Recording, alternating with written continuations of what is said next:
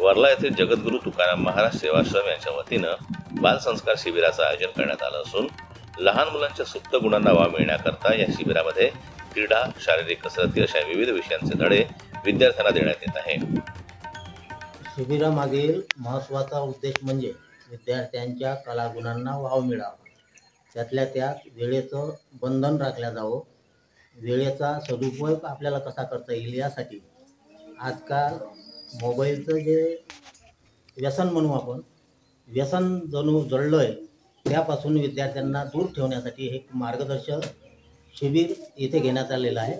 या शिबिरामध्ये सकाळी 7 वाजता विद्यार्थ्यांचा योगा क्लास घेण्यात येतो, त्यानंतर बळबळ गीते, कृतीयुक्त गीते आणि त्यानंतर म्हणजे 8:30 वाजता त्यांना नाश्ता देऊन प्रत्यक्ष वर्गात त्यांच्याकडून चित्रकला, कोलाज, नृत्य इत्यादी कला गुणांना वाव मिळण्यासाठी प्रात्यक्षिक घेतल्या जातात आणि त्यांना सुद्धा त्यात सहभागी केल्या जातात।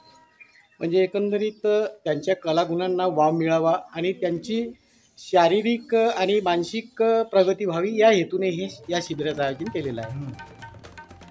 आदर्श शिक्षक पुरस्कार प्राप्त सेवानिवृत्त शिक्षक उद्धवराव शहाणे यांनी शिबिरार्थी मुलांची वक्तृत्व कला वाढावी व त्यांना बोलण्याचं धाडस व्हावं याकरता कौतुक बोबड्या बोलाचे या उपक्रमातून विद्यार्थ्यांशी अनेक विषयावर संवाद साधला। या संवादात विद्यार्थ्यांनी सहभाग घेऊन विविध विषयांवर मनसोक्त चर्चा केली। गावखेड्यात चिमुकल्यांना मोबाईलपासून दूर ठेवून त्यांना शैक्षणिक ओढ लागावी हा यामागील महत्त्वाचा उद्देश असल्याचं उद्धवराव शहाणे यांनी माहिती देताना सांगितलं। जनमत लाईव्ह न्यूज करता मोर्शीहून सोमेश्वर शहाणे यांची रिपोर्ट।